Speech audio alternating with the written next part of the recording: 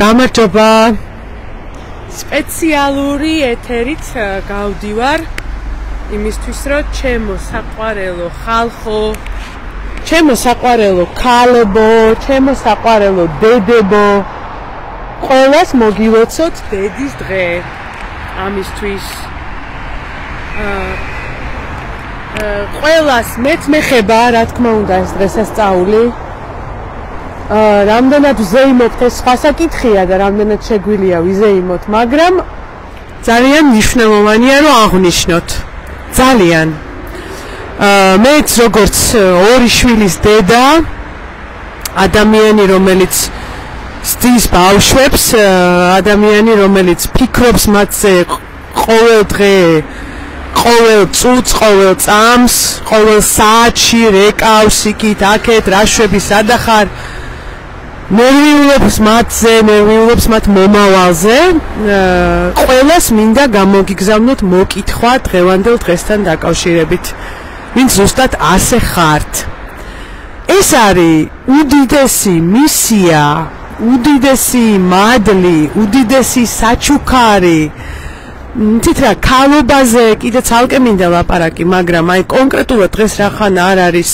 8 მარტი და არის დედობის დღე მინდა გაგიზიაროთ ჩემი სიამაყე ამით ამ საშუალებით ამ მისიით რომელიც ჩვენ გვაქვს რაც არის დედობა და მინდა რომ ყოველთვის ვამბობ ამას რომ საქართველოში არა მარტო პოსტებით აღვნიშნოთ ხოლმე არა მარტო სათვალთვალოებით აღვნიშნოთ ხოლმე არამედ ყველა ის თემა და საკითხი ყველა ის პირობა რომელიც გვჭირდება დედებს რომ კარგად ვიყოთ ეს პირობები მინდა რომ შესრულდეს და ჩემი ამოცანა პოლიტიკაში ყოველთვის ეს იყო სულ მე-4 წელია რაც პოლიტიკაში ვარ მე-4 წელი იწყდება იყო რომ არ არის პოსტი საკმარისი არ არის საკმარისი სათვალთვალო რომელსაც ყველა სუფრაზე ამბობენ და ვამბობთ პირობები გვჭირდება დედებს დედობისთვის კარგი საქართველოში დედების მდგომარეობა არის რთული და ამ ხელისუფლების პირობებში ის არის რთული წინა ხელისუფლების პირობებშიც ის არის რთული ის ყოველთვის იყო რთული არც ერთ ხელისუფლებას არც მანამდე არც ახლა არ უზრუნია რომ საქართველოს მოსახლეობის დიდი და ძლიერი ნაწილის დედების მდგომარეობა ყოფილიყო სუბუქი რთულია ეს მისია თავისთავად რთულია და პირობები მაინც გავუკეთოთ ჩვენ დედებს რომ იყოს კარგი ადვილი რა პირობები ჭირდება ქალებს კარგი დედობისთვის და რა პირობები ხო იცით ჩემზე კარგად ჯანდაცვა ნომერ პირველი რომელიც ჩვენ გვადარდებს რომელიც ჩვენ შვილებს ადარდებს ექიმები ამბულატორიები კვალიფიციური ექიმი ხელმისაწვდომი ექიმი რომელიც გისმენს და საათზე არ იყურება რომ გავიდეს და დღეში 30 პაციენტს მოემსახუროს იმიტომ რომ მას ასე აკონტროლებს დაზღვევა ხვდები და იმიტომ რომ ასე უნდა ზღაურდება მას ხელფასი სწამლები არ უნდა იყოს ეს ქვეყანა ის ადგილი სადაც ადამიანები ყოველი თვიდან თვემდე ეხლა კიდე გურიაში რა ხდება ხალხო ელოდებიან წამალს როგორ მოუტანენ წამლები არის ფუფუნების საგანი ადგილი სადაც არ არის რიგები ექიმებთან ანუ გარანტირებულია ჯანდაცვის უფლება როგორც გვიწერია ჩვენ კონსტიტუციაში რომელიც გახდა ფარატინა ქაღალდი განათლება რა გვინდა დედებს ჩვენ გვინდა ჩვენი შვილების განათლება ჩვენ გვინდა რომ ბაღში რო წავიყვანთ სკოლაში რო წავიყვანთ იქ იყოს უსაფრთხოდ იქ იყოს უფასო კი არა და კვება ვისაც შეუძლია რომ ამის ფული გადაიხადოს ვისაც არ შეუძლია იყოს საშუალება რომ ბავშვი იყოს გამოკვებილი უსაფრთხო და მიიღოს განათლება გაიგოს როგორია სამყარო ხო და არ გაიჩაგროს იმით რომ განათლება ვერ მიიღო ცხოვრებაში და მე გამოვიდეს და ამ განათლებით ადგეს და მიიღოს ისეთი სამსახური რა სამსახურიც მას მისცემს საშუალებას რომ იყოს და იცხოვროს ღირსეულად ხო ღირსეულად არა მონად არამედ ღირსეულად რა გვჭირდება დედებს უსაფრთხოება ჩვენთვის და ჩვენი შვილებისთვის ძალიან 2018 წელს ჯერ არ ვიყავი პოლიტიკაში შემოსული, ვიყავი იუსტიციის საბჭოში. გული გამისკდა. მისკდებოდა რა ხდებოდა ქვეყანაში და დავწერე ბლოგი, რომელსაც სამწუხაროდ აქვს ყველაზე მეტი ნახვა დღესაც. ისტორიულად სიკვდილით სავსე ქალაქი. რატომ? ტრუსაფრთხოება არა გვაქვს. რა გვინდა ჩვენ? რომ დილიდან საღამომდე როგორც დედა არ ნერვიულობდე რა შვება ჩემი შვილი სად არის და არის თუ არა უსაფრთხოდ.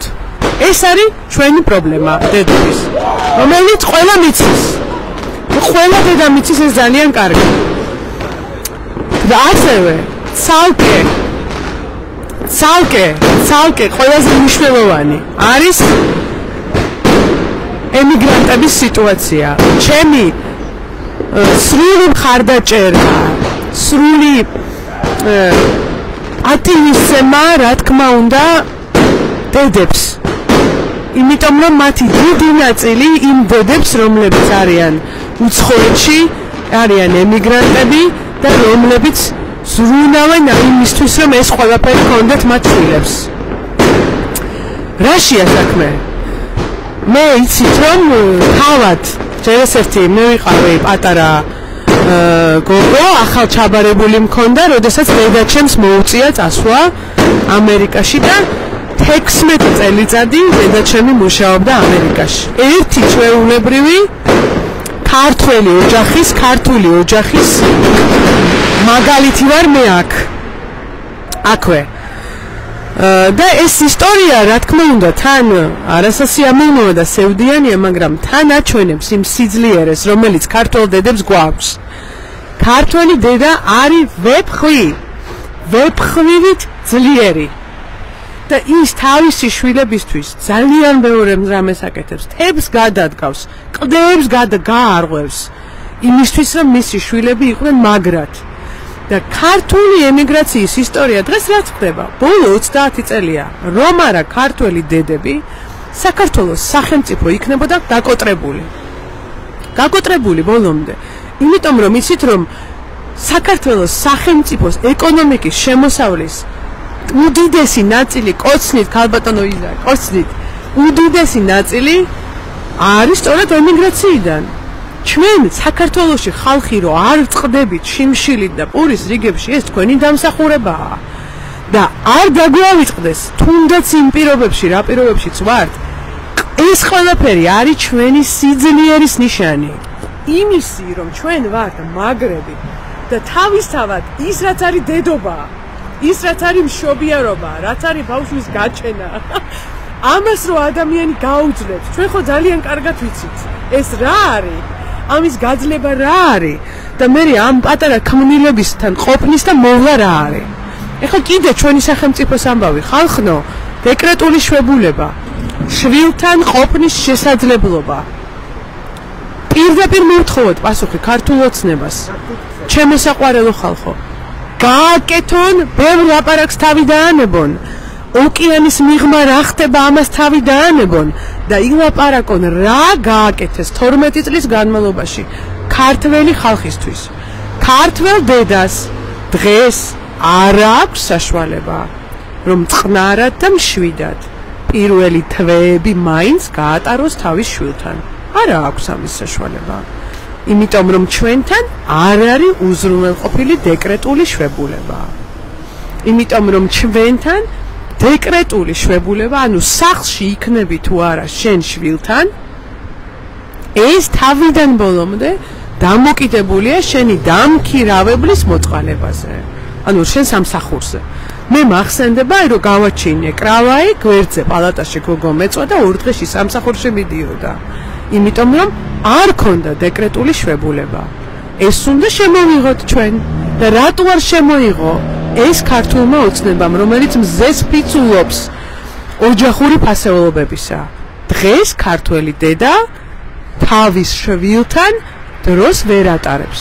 ყოველ შემთხვევაში ისე ვერ ატარებს, რომ სხდეროპალი არ გაიღოს ძალიან ბევრი სხვა რამისა ამის სამაგიეროდ. ძალადობა ქალების მიმართ უსერიოზულესი პრობლემაა. სტატისტიკა საშინელია.